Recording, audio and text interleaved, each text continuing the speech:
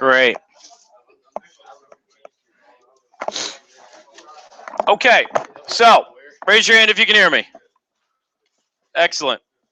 So I'm going to break this down. This is three empires here, and one important thing that we got to remember why we can talk about um, Muslim empires and why we could talk about any sort of religious empires. The idea that you live with it of at least in the United States, of the idea of a separation of church and state, the separation of religious beliefs from government in both ways, meaning government can't, for the most part, tell people what to do religiously, except for within certain reasons. And at the same time, that religion, among some people, the belief is that it shouldn't really influence politics in a way that's anything more than, say, your personal beliefs. That doesn't exist before the modern era, before what we're going to call the Age of Enlightenment, which we'll look at later. And it definitely doesn't exist in the Islamic empires in this time, or even some of the Islamic countries that exist today. There are, for instance, the Islamic Republic of Iran is the governing of the country is tied up with religion in a lot of ways. It's not entirely that way, but a lot of what is considered legal behavior is based on the religious beliefs of the religious clerics within the country. So that's important to keep in mind, is that the idea that the separation of church and state is a completely modern idea that most people at that time would not have thought was appropriate. So here's our main idea. We're looking at three Islamic empires. They were pretty powerful in the time period that we're talking about. Now you have to understand, these places this is not, especially with the Ottoman Empire, this is not after these European countries started to explore. This is either before or maybe during. But the big thing here, and what we've talked about before, is though these empires are very powerful, eventually when Europeans show up, the Europeans are going to be able to exert some power over them. To the point where by 1923, this right here, which is sort of the end of World War I, the modern day countries that you see in the Middle East were not created by people who lived there who decided they wanted to make a country. They didn't get together and say, hey, we're all Iraqis. Let's make a nation called Iraq. That's not what occurred. Those countries were created by the British, the French, the United States, and a couple other countries at the end of World War I, carving up this one empire, the Ottoman Empire. So when you look at those modern day borders, they were not created by anybody that lived there. And we'll talk about that later in the course. Anyway, so we want to talk about how those Muslim leaders ruled and know a little bit about the geography of what we call the Middle East and the Indian Peninsula. Okay, three empires. The Ottoman Empire, here's a map, rules what's modern day Turkey, even got up to into Greece and partway into Europe. They get about as far as Vienna and Austria before they really, that's as far as they got. Unless you're talking about further to the west, where they actually took over part of Spain. And part of Spain's modern history was the fact that they were able to push the Muslims out and reunify a Christian Spain, basically. You don't get to have Columbus until that happens, and they do that. All right, this is the Safavid Empire, which is otherwise known as Persian. This isn't the Persian Empire from 300, okay? Not the same thing. Is it in Persia? Yes. Were the people Persian? Yeah. But the Persians that you see in 300, they were not Muslims. There's no Islam. There's no even Christianity at that point. All right, and this over here is the Mughal Empire. That's the major empire that controls this area until the British start showing up. Now, when the British show up here, as I mentioned in the previous class, a lot of times we think about ourselves in nationalities. When we go to the Olympics, we think about ourselves in nationalities. When we talk about who people are today, we talk about nationalities. But the idea of a nation doesn't exist yet for most of these people, or anybody in the world, really. So if you went here, even though we call this India now, nobody here is thinking of themselves as an Indian. Nobody here is thinking themselves, well, some of them thought of themselves as Ottoman, but most didn't. But even if you went to Europe, there wouldn't be a lot of people thinking of themselves as French. Remember, there's nobody thinking of themselves as Italian in this time period. That's not until later. But we'll talk about that as I go. Just keep that in mind. Okay, let's talk Ottoman Empire. Now, here's that tying up of the political and the religious. You didn't just get to be the political leader. It wasn't just that you were sultan. You had to be the caliph as well, the religious leader. That's still the case and is still left over in a lot of European countries. For instance, England, the king or the queen is not just the king or the queen. They're the head of the Anglican Church. They don't conduct church services or anything, but they are the leader of the church within the country. So Suleiman is really the first major ruler. He had a well-trained army, pretty capable bureaucracy, so he could run his country. And he rules the Ottoman Empire. This is an example of Ottoman architecture, but the only Ottoman part of it are these minarets right here. This main part was built under a Christian empire, which was the Byzantine Romans. A little bit before that, we haven't really talked about it. When the Ottomans show up, being Muslims, they construct these minarets here. Now, what's the purpose of these? Just to get a nice view of the city? Honey. Pillars? Yes. For their religion? Like, screw it. Call somebody else. Okay. No, you're right. It is religious. There's a practical purpose. Could be. Architecture is not just about what it does, but what it says. Nick? Okay, yeah, there might be a spiritual aspect to it. Okay, so probably one of the classic things you'll see if you ever watch a movie on the Middle East in the United States. I know it's in Black Hawk Down. It's probably an American Sniper. Pick a movie where Americans go to the Middle East, and you'll probably see, they do this to set the scene. They show one of these towers sometimes, and they'll have someone start the Islamic call to prayer.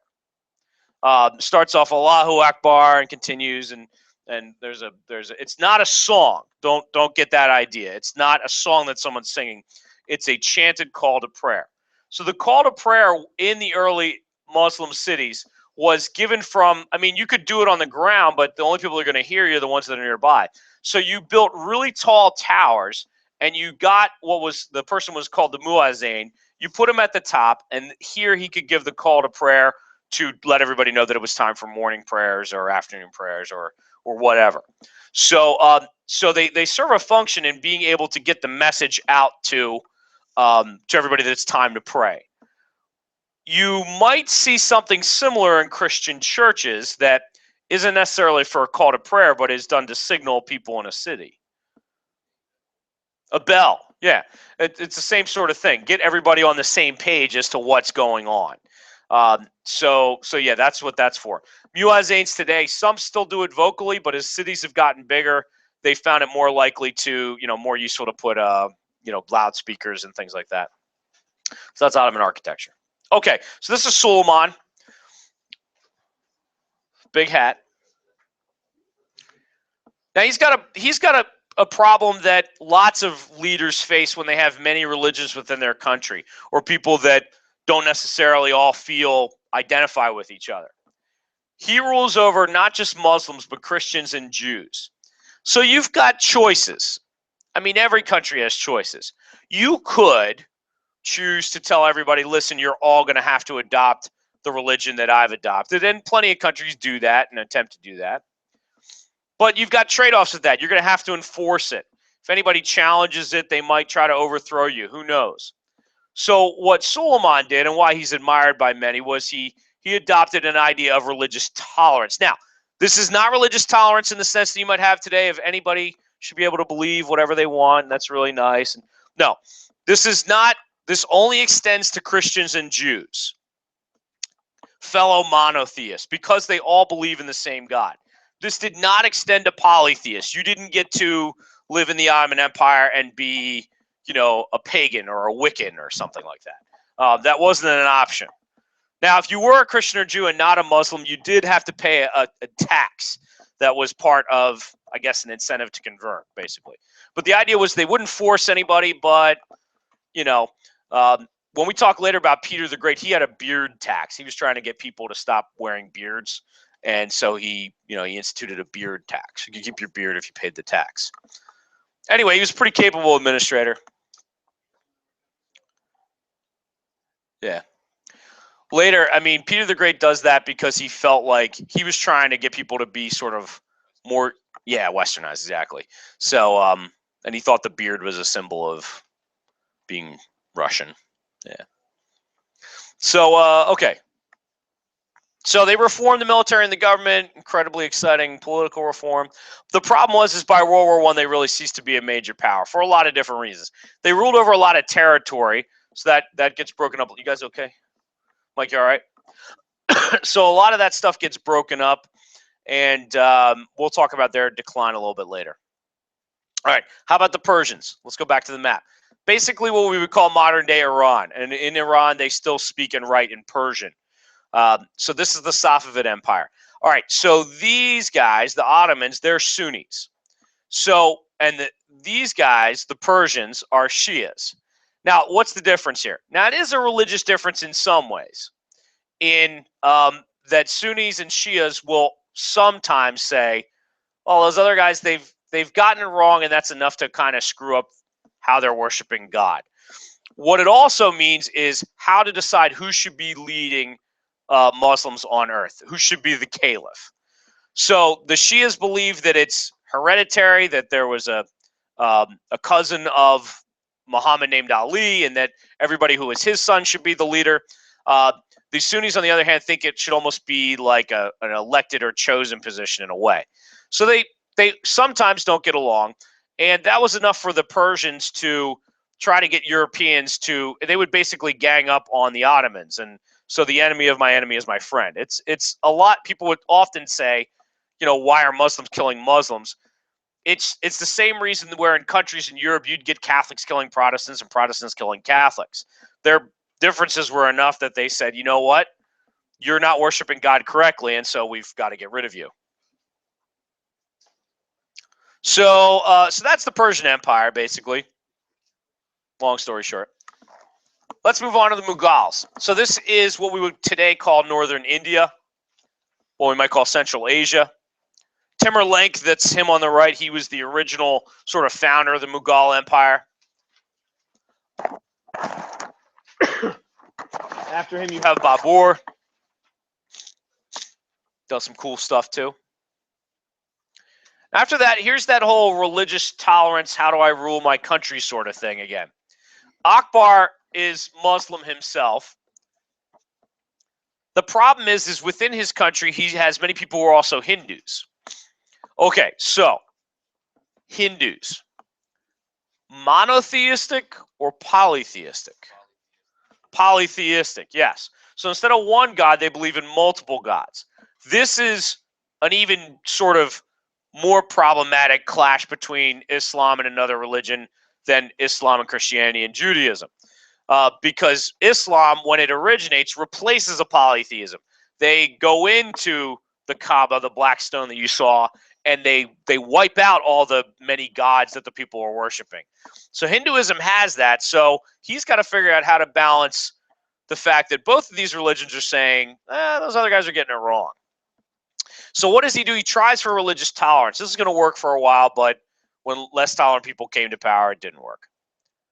He got rid of a tax that was on Hindus. He also tried to create a new religion. He invited religious scholars to his court to debate religion.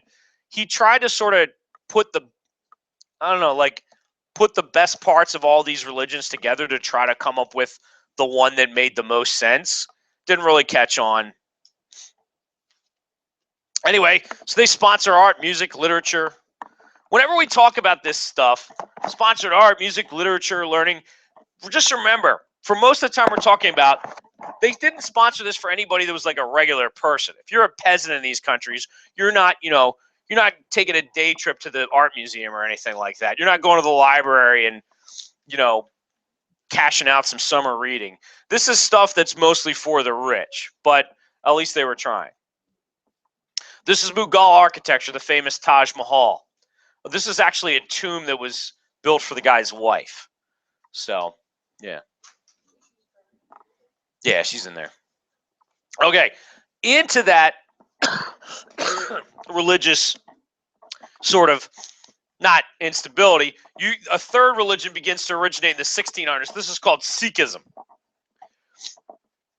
So Sikhism is a monotheistic religion. The problem is that it's not exactly the God of Sikhism is not necessarily the same one as Judaism or Christianity or Islam. So you get a third religion in there that's sort of mixing things up.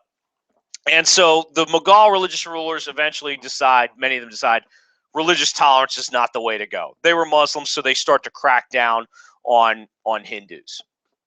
By the time the British show up, they're gonna kind of mess with that a little bit too. This carries up to the present day. When you look at a map of that area of the world and you see India, when the British actually let India go, they have to split it into a few different countries because Muslims are worried that if Hindus take power, they'll oppress Muslims, and Hindus are concerned that there's going to be Muslims who might have a problem with Hindu leadership. So they actually split them into different countries. That's where you get India and Pakistan. Now, eventually, these empires decline when the Europeans show up later in the game. The Europeans are going to be able to dictate terms to the Muslim empires. When your rulers are hereditary, when it's your son, I mean, how many of you have families where everybody is smart, intelligent, capable, and hardworking? Right.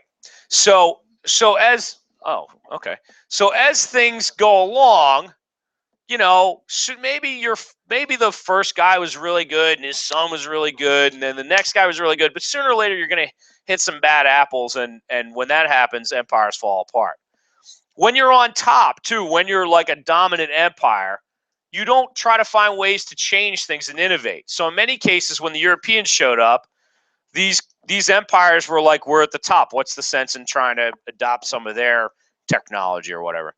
Some people think that because they were land empires and didn't focus on sea power or trade, that this led to their decline too. That was fast. Yeah. I didn't quite John Green it, but all right, we're going to answer